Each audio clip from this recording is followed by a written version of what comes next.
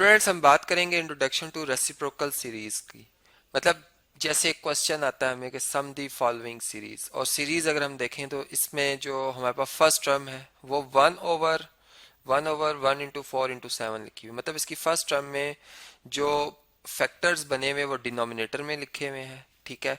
और अगर आप देखें तो ये जो फैक्टर्स हैं ये जो है अरिथमेटिक प्रोग्रेशन से बिलोंग करें, मतलब इनमें आपस में एक कॉमन डिफरेंस चला आ रहा है, ठीक है। इसी तरह अगर आप सेकंड टर्म देखें तो इसमें भी वन ओवर की फॉर्म में रेसिप्रोकल फॉर्म में लिखे हुए हैं ये फैक्टर्स, ठीक है।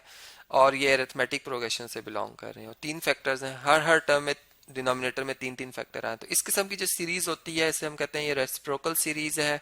और अब अगर इसका सम फाइंड करना हो तो इसके सम के लिए एक फार्मूला हमने जो है वो यहाँ पर स्टडी किया है, ठीक है, जो कि मैं ऐसे नेक्स्ट लेक्चर में ड्राइव भी करूंगा, इसको बकायदा हम प्रूव भी करेंगे कि फार्मूला कैसे बना है।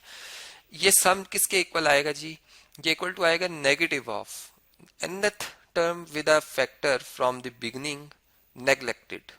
क्या मतलब हुआ जी कि जैसे चले मैं फर्स्ट टर्म की बात करता हूँ, ये इसका पहला फैक्टर वन है बिगनिंग में, फिर फोर है, देन सेवन है। अगर फर्ज करें मैं फर्स्ट टर्म ही को nth टर्म कह रहा हूँ तो मैं वन नहीं लिखूंगा, ठीक है, मैं वन नहीं लिखूंगा, मैं बल्कि फोर और सेवन लिखूंगा, ठीक है। और वन ओवर की फॉर्म में जारी बात है रेसिप्रोकल फॉर्म में है तो ये इस तरह से ही रहेगी। और ये मतलब नेग्लेक्ट कर देंगे हम। इसी तरह अगर सेकंड टर्म हमारी nth टर्म होगी तो हम फोर नहीं लिखेंगे बल्कि सेवन टेन लिखेंगे, one over seven dot ten या multiply by ten divided by number of factors in each term. अगर आप देखें तो तीन तीन फैक्टर आ रहे हैं हर टर्म में, माइनस एक कम कर देंगे, माइनस वन कर देंगे जो कि टू रह जाएगा, और मल्टीप्लाई बाय कॉमन डिफरेंस जो कि अगर आप देखें तो फोर से वन का डिफरेंस थ्री का या सेवन से फोर का डिफरेंस थ्री का, तो कॉमन डिफरेंस थ्री आ जाएगा। और प्लस सी कांस्टेंट वो हम इसमें ऐड करेंगे। अब सी कांस्टेंट कैसे मिल सकता है, इसका जो तरीकाकार है वो जैसे मैंने आपको इससे पहले भी ये बात समझाई थी कि हम फर्स्ट टर्म को कंसीडर करते हैं, ठीक है। फर्ज करें आपके लिए एक क्वेश्चन में यहाँ पे सॉल्व करता हूँ, इस फार्मूला को यूज करना सिखा रहा हूँ बेसिकली, कैसे यूज करना आपने, ठीक है। हम इसमें n को वन पुट करेंगे, ठीक है, मीन्स कि हम एक ही टर्म ले रहे हैं तो इसका सम ये खुद ही होगी, यहाँ पे one over one by four, और बल्कि यूं लिखेंगे one over one dot four dot seven multiply में, तो डॉट मीन मल्टीप्लाई, ठीक है। नेगेटिव ऑफ, अब यहाँ पर जो हमारे पास nth टर्म है, ठीक है, ये कौन सी आ रही है अगर आप देखें तो ये आ रही है वन ओवर, ठीक है। इसमें पहला फैक्टर मैं नहीं लिख रहा, वन नहीं लिख रहा, फोर सेवन, ठीक है। और देन हम इसमें क्या लिख रहे हैं, number of factors in each term, ठीक है जी।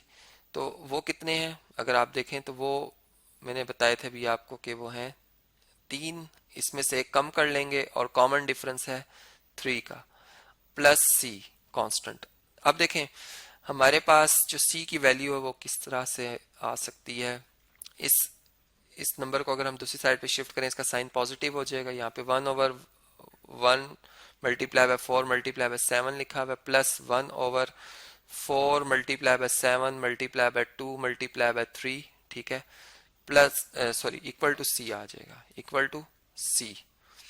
सी इज इक्वल टू, अब अगर हम इनका एलसीएम लें तो देखें one multiply by four multiply by seven, ये तो दोनों में कॉमन है, लेकिन ये टू और थ्री है ये सेकंड टर्म में, तो ये टू मल्टीप्लाई बाय थ्री भी साथ में आएगा। अब जो चीज इधर नहीं है, जारी बात एलसीएम लेंगे तो ये हमें फर्स्ट जो टर्म है इसको मल्टीप्लाई करना पड़ेगा टू मल्टीप्लाई बाय थ्री से, और डिवाइड भी करना पड़ेगा टू मल्टीप्लाई बाय थ्री से। तो हमारे पास न्यूमरेटर में यहाँ पे सिक्स आ रहा है जबकि यहाँ पे न्यूमरेटर में वन आ रहा है, जो कि इक्वल टू आएगा seven over one multiply by four multiply by seven multiply by six, seven seven से कैंसिल, और वन ओवर फोर सिक्स से मल्टीप्लाई को ट्वेंटी फोर, वन से मल्टीप्लाई को ट्वेंटी फोर, ट्वेंटी फोर ही आएगा। तो one over twenty four basically ये हमारे पास सी की वैल्यू, जो कि मैं अब यहाँ पे सेपरेट कर रहा हूँ कि वन ओवर ट्वेंटी फोर आ गई है ये वैल्यू, ठीक है जी।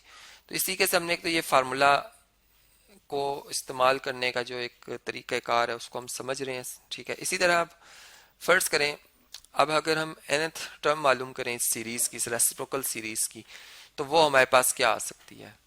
अब आप देखेंगे इसमें जो हमारे पास फर्स्ट टर्म है जिसे मैं ए सब वन कह रहा हूं वो क्या है, वो है one over 1 multiply by 4 multiply by 7।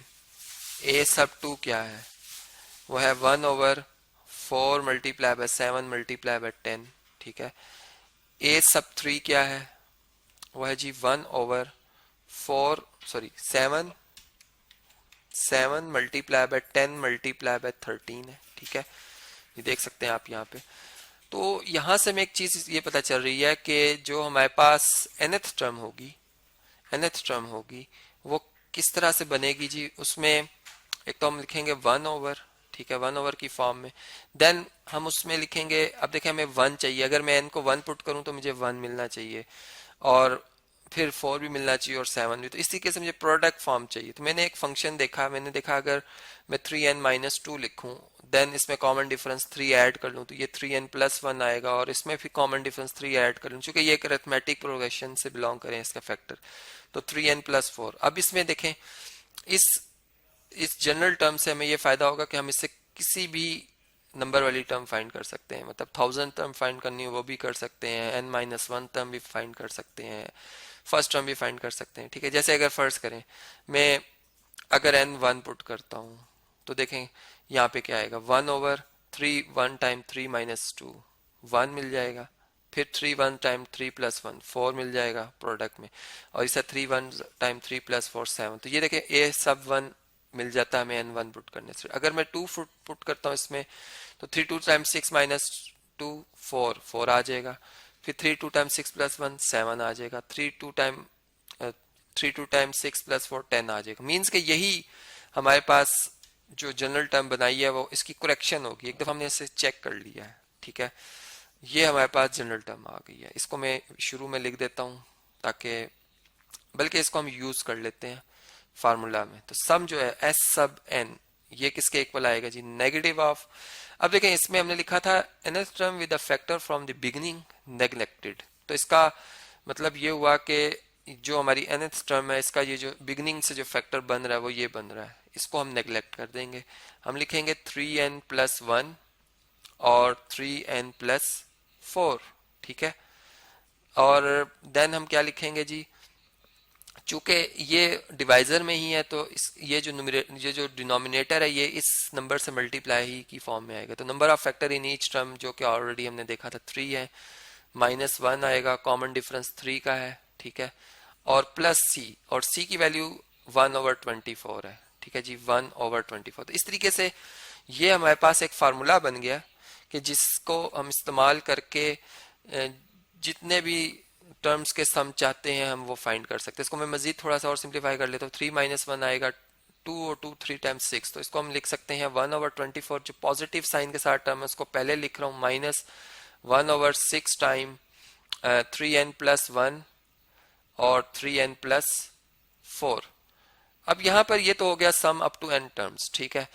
अगर मैं यूं बात करूं, इफ n जो है वो अप्रोच करे इन्फिनिटी को, मतलब बहुत ज्यादा टर्म्स हो, ठीक है, देन आप जानते हैं कि 1/n जो होता है वो किसको अप्रोच करता है, 0 को। मीन्स के हम यूं कह सकते हैं कि अगर सम टू इन्फिनिटी टर्म्स बात की जाए तो 1/24 -1/, ये चूंकि इन्फिनिटी में 1 ऐड करें या 3 टाइम मल्टीप्लाई करें इन्फिनिटी आंसर आएगा। 1/इन्फिनिटी मीन्स ये 0 है, ठीक है, तो ये 0 आ जाएगा। मीन्स के हमारे पास जो सम बना इनफाइनाइट टर्म्स का, जब इनफाइनाइट रेसिप्रोकल सीरीज होगी तो इसका आंसर 1/24 आएगा, ठीक है जी। तो इस तरीके से ये एक हमारे पास एक और इन्फॉर्मेशन हमने यहाँ से हासिल कर ली। तो ये है जी वो फार्मूला जो कि मैं अब नेक्स्ट लेक्चर में इसको ड्राइव भी करके बताऊंगा कि कैसे इसको हमने बनाया है।